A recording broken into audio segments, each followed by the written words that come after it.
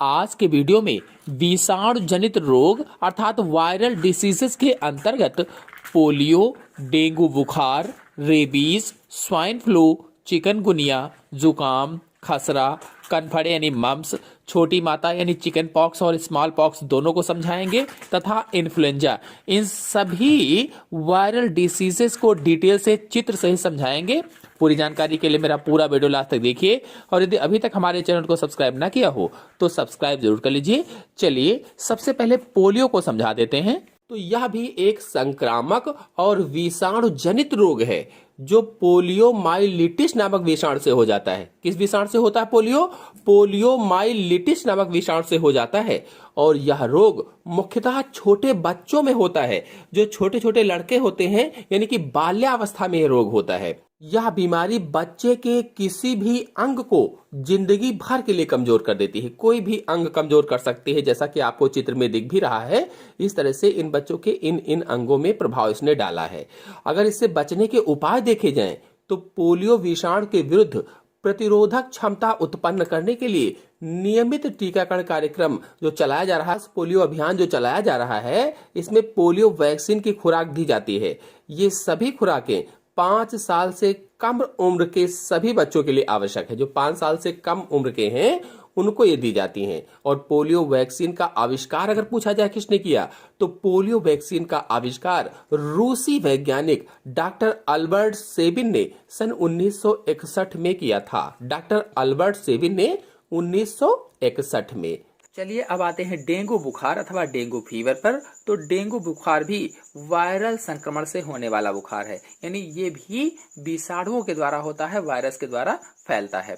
और कैसे? तो एडीज मादा मच्छर के काटने से। जो एडीज मच्छर होता है, मादा होती है, इसके काटने से यह वायरस रोगी से स्वस्थ व्यक्ति में फैल जाता है। यानी अगर कोई रोगी व्यक्ति है, उसको एडीज मच्छर ने काटा और वही मच्छर उठ करके किसी स्वस्थ व्यक्ति को काट लेता है तो उसको डेंगू बुखार हो जाएगा। तो डेंगू बुखार विश्व के 110 देशों में फैला हुआ है।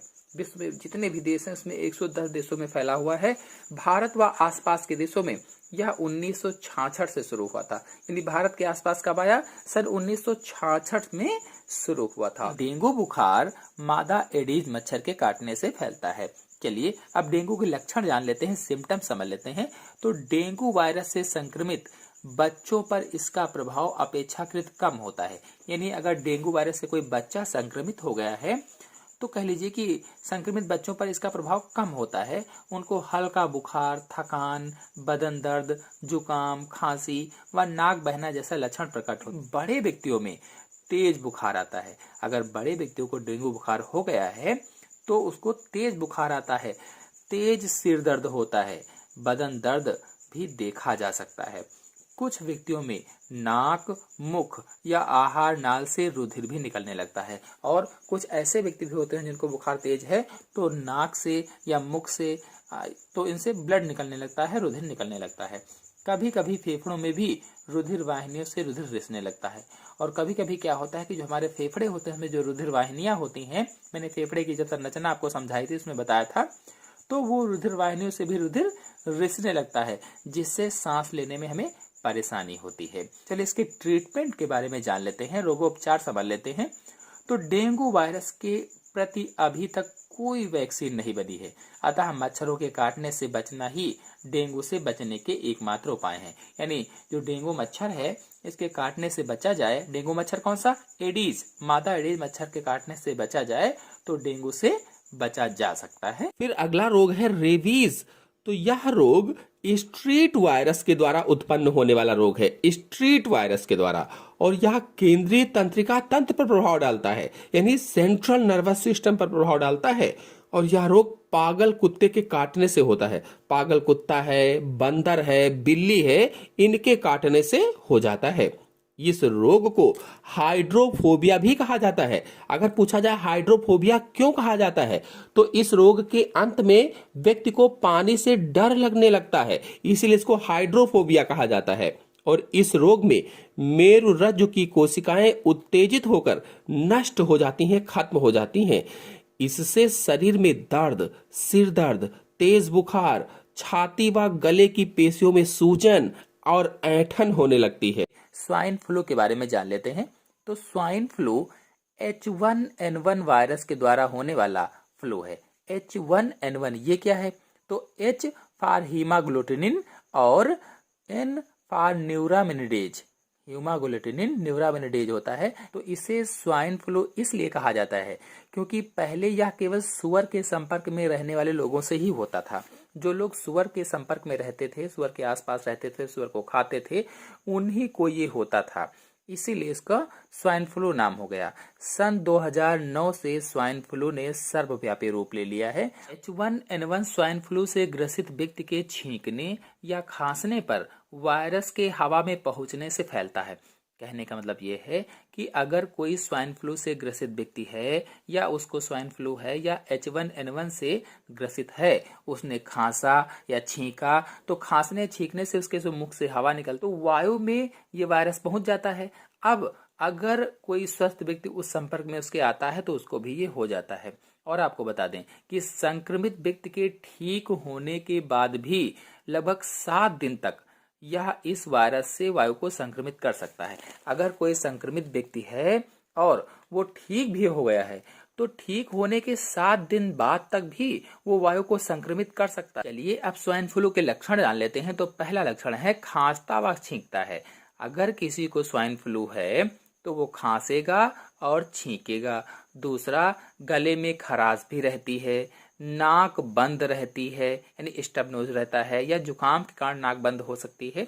शरीर में दर्द, बुखार होता है, सर्दी भी लगती है, सिर दर्द होता है, थकान आती है। तो आदि बहुत सारे लक्षण। ऐसे ही कभी कभी निमोनिया भी हो जाती है, श्वास रोग हो जाते हैं, सांस लेने में परेशानी भी हो सकती है या आस्थमा के लक्षण भी विकसित हो सकते हैं। तो स्वाइन फ्लू हो सकता है। तो ये हो जाएंगे लक्षण। अगर रोगोपचार की बात की जाए, ट्रीटमेंट की बात की जाए, तो स्वाइन फ्लू के संक्रमण से बचने का सबसे अच्छा उपाय फ्लू का टीका लगवाना चाहिए। जो वैक्सीन आती है वो लगवाना चाहिए। चलिए अब आते हैं चिकनगुनिया पर। तो चिकनगुनिया एक प्रकार का वायरल बुखार होता है। जो बुखार है चिकनगुनिया एक प्रकार का वायरल बुखार है। यह चिकनगुनिया वायरस के संक्रमण से होता है। तो यह एडीज मच्छर की 2 जातियों, कौन कौन सी 2 जातियां हैं? एडीज एल्बोपिक्टस और एडीज इजिप्टी की मादा के काटने से फैलता है। यानी एडीज मच्छर की 2 प्रमुख जातियां हैं, एडीज एल्बोपिक्टस और एडीज इजिप्टी के काटने से फैलता है। और एक ऐसी मादा होती है, इनके काटने से फैलता है। कौन सा रोग? चिकनगुनिया रोग। लक्षण क्या क्या होंगे, सिम्टम्स क्या क्या होंगे? तो चिकनगुनिया वायरस से संक्रमित व्यक्तियों में संक्रमण के 3 से 7 दिन के बाद इसके लक्षण विकसित होते हैं। चिकनगुनिया के रोगी में तेज बुखार व जोड़ों में तेज दर्द होता है। अगर आपको चिकनगुनिया हो गया है तो रोगी को तेज बुखार होगा, जोड़ों में तेज दर्द होगा जहां जहां पर जोड़ होते हैं, और सिर दर्द, बदन दर्द और जोड़ों में सूजन हो जाएगी। शरीर पर रैशेज आ जाएंगे। अधिकांश चिकनगुनिया रोगी लगभग 1 सप्ताह में ठीक हो जाते हैं, लेकिन कुछ जो लोगों में जोड़ों का दर्द महीनों तक बना रहता है या साल तक भी चलता रहता है। बुजुर्ग लोग, डायबिटिक, हृदय रोगी या उच्च दाब वाले व्यक्तियों में इस रोग का अधिक प्रभाव होता है। जो बुजुर्ग लोग होते हैं, जो डायबिटिक होते हैं, जिनको शुगर की बीमारी होती है, जो हृदय रोग से पीड़ित होते हैं या उच्च दाब वाले होते हैं, हाई ब्लड प्रेशर वाले होते हैं, ऐसे व्यक्तियों में इस रोग का प्रभाव अधिक होता है। अगर रोगोपचार की बात की जाए, ट्रीटमेंट की बात की जाए, तो चिकनगुनिया के लिए कोई दवाई नहीं है। अतः इसके संक्रमण से बचना चाहिए तथा रोगी को पानी अधिक पीना चाहिए और दर्द को कम करने के लिए आइबुप्रोफेन तथा बुखार को कम करने के लिए पैरासीटामॉल या नॉरपेक्सन लेनी चाहिए। कॉमन कोल्ड या जुकाम के बारे में जान लेते हैं। तो जुकाम राइनो वायरस से होता है। यह नाक तथा श्वसन पथ में संक्रमण करता है। जो राइनो वायरस है इसके द्वारा जुकाम होता है और संक्रमण कहाँ करता है? ये नाक और श्वसन पथ में संक्रमण करता है। जो हमारी नाक होती है और श्वसन पथ यानी जो नाक से लेकर के अंदर की ओर श्वसनियां है, फेफड़ों तक जो नलिकाएं हैं, उसमें संक्रमण करता है। अगर देखा जाए कि ये कैसे फैलता है, इसका संक्रमण, इसका इन्फेक्शन कैसे होता है, तो संक्रमित व्यक्ति के छींकने और नाक से निकले स्राव से स्वस्थ व्यक्ति को संक्रमण हो जाता है। यानी अगर किसी को सर्दी जुकाम है, कॉमन कोल्ड है, उसने छींका या नाक से स्राव निकला, स्वस्थ व्यक्ति उसके संपर्क में आता है तो उसको भी हो जाएगा। इस तरह से फैलता है, क्योंकि संक्रामक रोग है इसलिए एक व्यक्ति से दूसरे व्यक्ति में इस तरह से फैलता है। तो जुकाम से संक्रमित व्यक्ति जब गंदे हाथों से बर्तन, पुस्तक, कलम या कंप्यूटर की कीबोर्ड, दरवाजों के हैंडल आदि को छूता है तो इन वस्तुओं को प्रदूषित कर देता है और इन प्रदूषित वस्तुओं से भी संक्रमण फैलता है।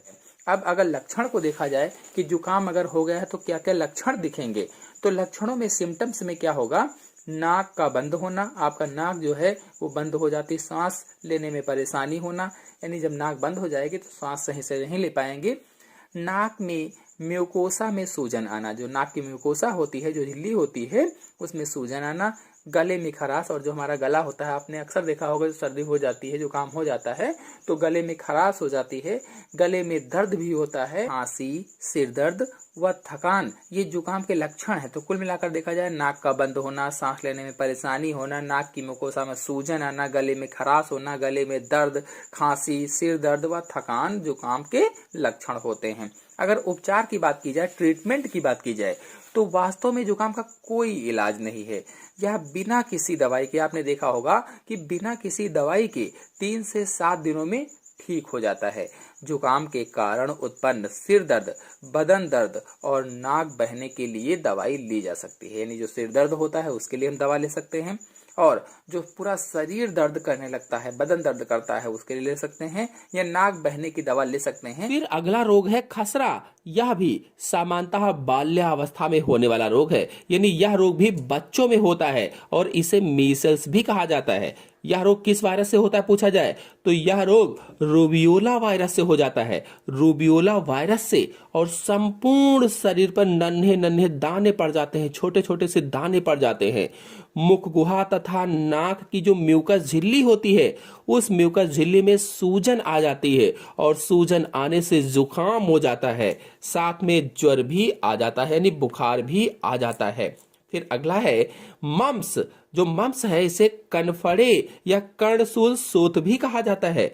यह भी बाल्यावस्था का ही रोग है जो विषाणु के द्वारा होता है, या मम्स विषाणु के द्वारा होता है, और इसमें पैरोटिड लार ग्रंथि जो होती है और दूसरी लार ग्रंथियों में विषाणु का संक्रमण होने से सूजन आ जाती है। हमारे मुख गुहा में 3 लार ग्रंथियां पाई जाती है, उसमें से इन्होंने कहा कि पैरोटिड लार ग्रंथियां और जो दूसरी लार ग्रंथियां होती हैं उनमें विषाणु का संक्रमण हो जाता है, वायरस इन्फेक्शन हो जाता है, जिससे सूजन आ जाती है और मुंह खोलने में परेशानी होती है, तेज ज्वर होता है, यानी तेजी से बुखार आता है, मुंह भी नहीं खोल पाते हैं आप। और वयस्क में इस रोग के कारण अंडाशयों में, जो अंडाशय होते हैं, जो ओवरी होते हैं, उसमें भी सूजन आ जाती है, और यह रोग थूक, छींक आदि के द्वारा फैलता है। जैसे किसी व्यक्ति को उसने थूका, छींका, तो इस तरह से फैल जाता है एक व्यक्ति से दूसरे व्यक्ति में। फिर अगला रोग है चेचक। यह 2 प्रकार का होता है, छोटी चेचक और बड़ी चेचक। छोटी चेचक को छोटी माता या चिकन पॉक्स कहा जाता है और बड़ी चेचक को स्मॉल पॉक्स कहा जाता है। चलिए सबसे पहले छोटी चेचक या छोटी माता को देख लेते हैं। तो यह रोग सामान्यतः नवजात शिशुओं में होता है, जो नवजात शिशु होते हैं, और इस रोग में शरीर पर छोटे छोटे से दाने पड़ जाते हैं, उन दानों में खुजली होती है और ज्वर भी हो जाता है, यानी बुखार भी आ जाता है। इस रोग का संक्रमण या इन्फेक्शन खांसी, छींक के साथ रोगी के शरीर के बाहर आए विषाणुओं के द्वारा होता है। यानी अगर किसी रोगी को है यह रोग और उसने खांसा, छींका, तो जो सामने व्यक्ति होगा उसको भी हो जाएगा। और सूखते हुए चेचक के दानों की जो पपड़ी होती है, इसके संपर्क में आने पर भी छोटी चेचक हो जाती है। जैसे किसी ने उसको छू लिया तो उसको भी हो जाएगा। और यह रोग का कारक कौन सा है, तो वैरिसेला जोस्टर नामक वायरस होता है। वैरिसेला जोस्टर नामक वायरस। अगर बड़ी चेचक को देखा जाए तो यह रोग भी सामान्यतः बच्चों में हो जाता है, और इस रोग में तेज ज्वर के साथ बड़े बड़े दाने पड़ जाते हैं, बड़ी तेज से बुखार आता है और बड़े बड़े से दाने पड़ जाते हैं इसमें, और चेहरे एवं शरीर पर स्थायी निशान बन जाते हैं जो कभी मिटते नहीं है। स्थायी का मतलब ये होता है, और चेहरा कुरूप हो जाता है, खराब हो जाता है, और कभी कभी नेत्र दोष भी हो जाता है, आंखों में भी दोष उत्पन्न हो जाता है, रोग हो जाता है। अब व्यापक टीकाकरण के माध्यम से चेचक को पूर्ण रूप से समाप्त कर दिया गया है, यानी इसके टीके लगवाने से इसे पूर्ण रूप से समाप्त किया जा सकता है और समाप्त भी हो गया है। अगला रोग है इन्फ्लुएंजा। तो इस रोग में नाक से पानी बहता रहता है, बार बार छींकें आती हैं, कफ एवं ज्वर के साथ पूरे शरीर में दर्द होता है, यानी कफ भी निकलता है, बुखार भी होता है, जिसकी वजह से पूरे शरीर में दर्द रहता है।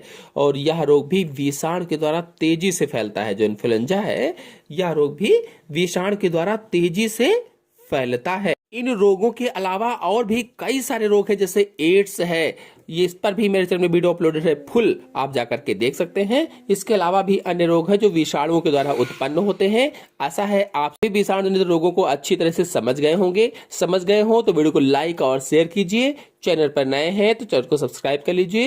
धन्यवाद।